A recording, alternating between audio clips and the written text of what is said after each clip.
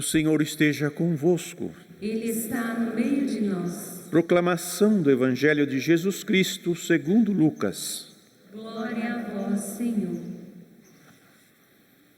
Quando se completaram os dias para a purificação da mãe e do filho, conforme a lei de Moisés, Maria e José levaram Jesus a Jerusalém, a fim de apresentá-lo ao Senhor. Conforme está escrito na lei do Senhor, todo primogênito do sexo masculino deve ser consagrado ao Senhor. Foram também oferecer o sacrifício, um par de rolas ou 2 pombinhos, como está ordenado na lei do Senhor.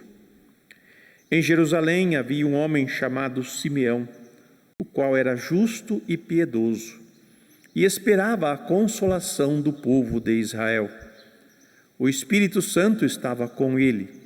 Ele havia anunciado que não morreria antes de ver o Messias que vem do Senhor.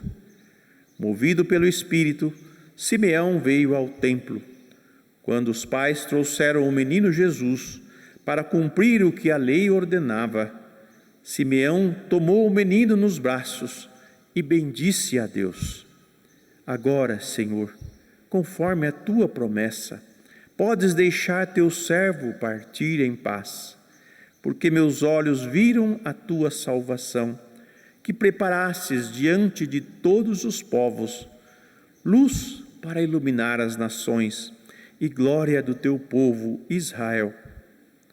O pai e a mãe de Jesus estavam admirados com o que diziam a respeito dele. Simeão os abençoou e disse a Maria, a mãe de Jesus: Este menino vai ser causa tanto de queda como de reerguimento para muitos em Israel. Ele será um sinal de contradição. Assim serão revelados os pensamentos de muitos corações. Quanto a ti, uma espada te traspassará a alma. Palavra da salvação. Glória a vós, Senhor. Que as palavras do Santo Evangelho perdoem os nossos pecados. Amém. Amados irmãos e irmãs, 2 palavras podemos resumir tudo isso: o sofrimento e o amor ao irmão. O Verbo, ao se encarnar, ele começa a redimir o homem. O Verbo sem pecado, o homem sem pecado, o primogênito de José e Maria, o Filho de Deus, como o anjo anunciou, é apresentado ao templo. Ele não precisava de uma oferta, como normalmente se fazia, de uma oferenda para a purificação da criança. Porque Maria, sabendo quem ele é e de onde ele vem, o entrega a Deus, o consagra a Deus. E a sua consagração não é simplesmente só entregar nas mãos de Deus, mas é um Deus que se entrega também às nossas mãos. Um Deus que ama até o extremo. E porque Ele ama, Ele quer sempre o bem e deseja o bem e promove o bem. E da sua boca não sai nada que seja trevas, mas somente luz. E a luz revela a verdade. A luz revela tudo o que está no ambiente. E quando nos aproximamos de Deus, nós somos revelados, nós nos vemos tal como nós somos. Por isso que Simeão, que é um homem cheio do Espírito, vai dizer: esse menino será sinal de contradição e será causa de queda e de reerguimento para muitos. Por que queda e reerguimento? Queda porque quem não assume que é pecador e reconhece o seu pecado, não é salvo. Cai. Vai para o inferno, como costumam dizer por aí. mas quem o reconhece e por ele é purificado, esse é elevado, é erguido. E para que ele realize esta obra de salvação, ele vai passar pelo sofrimento. Jesus, desde quando nasceu, foi perseguido. Um homem sem pecado foi perseguido como se fosse um pecador. E na sua vida pública foi tratado como se fosse um pecador. Sofreu como se fosse um pecador, um condenado. Mas tudo isso ele o fez, oferecendo a Deus todo o seu sofrimento. E mesmo no seu sofrimento, ele salvava as pessoas. Salvou aquele ladrão que estava à sua direita e à sua esquerda. E tantos outros no caminho do Calvário, ele também foi salvando e continua salvando. E a Virgem Maria, quando Simeão os abençoa e diz,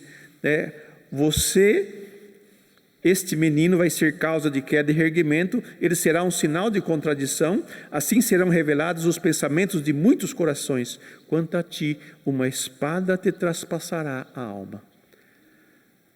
Você que é mãe sabe muito bem que a dor do filho dói em você. Maria, como mãe, sabendo a origem do seu filho e quem ele é, também sofre junto com ele. Também seu coração é ferido. Ela se oferece também junto com o filho na cruz. Tanto que a imagem que nós temos aqui é esta, da Pietà.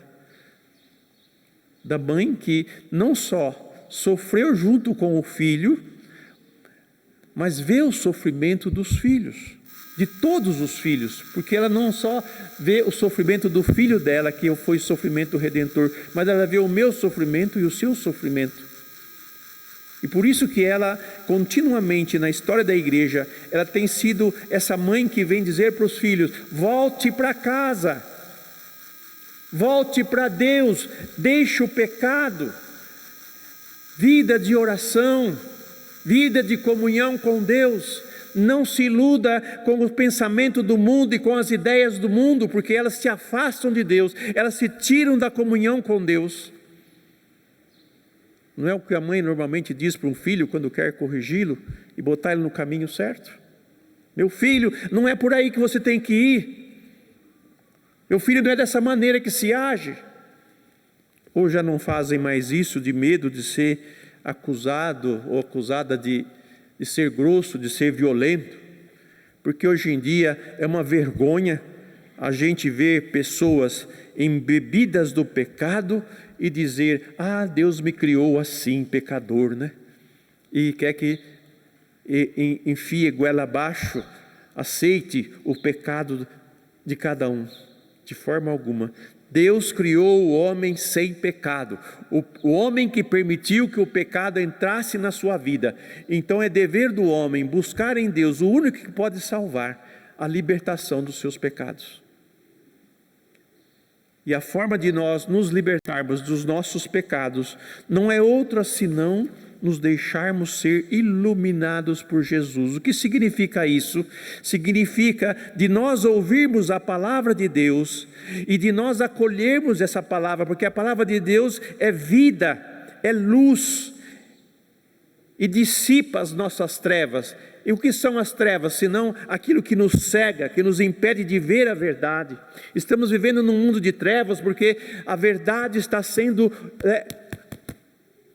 escondida pela cegueira. Acreditamos em tudo, aceitamos tudo como se fosse coisas normais. O pecado fosse algo normal na vida. Todo mundo faz, eu também faço. Não, mas porque não é mais pecado, porque agora pode fazer. É mentira. Deus não deixou de ser Deus, não deixou de ser luz. E olha que todo aquele que insiste, persevera, vou dizer de modo diferente, na fidelidade a Deus e dos mandamentos, é maltratado. É maltratado. Por isso que tantos bispos, padres são perseguidos, cristãos, porque vivem na luz de Deus, obedecem a Deus, vivem os mandamentos do Senhor. é fiel a Ele. Esse caminha na luz, diz João. Mas João coloca um elemento a mais, que é o irmão.